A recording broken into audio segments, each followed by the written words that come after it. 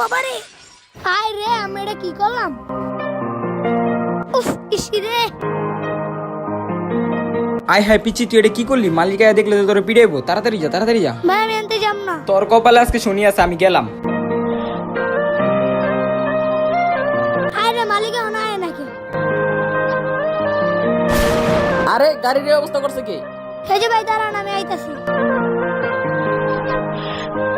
পিচ্ছি তুই কে?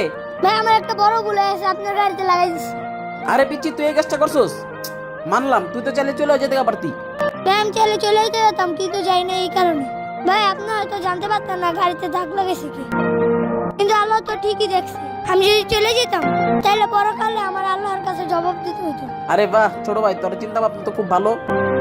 এই যে কিছু টাকা আছে, এটা আমার তরফ থেকে, যা এইভাবে সবভাবে চলবি, যা। ঠিক আছে ভাই।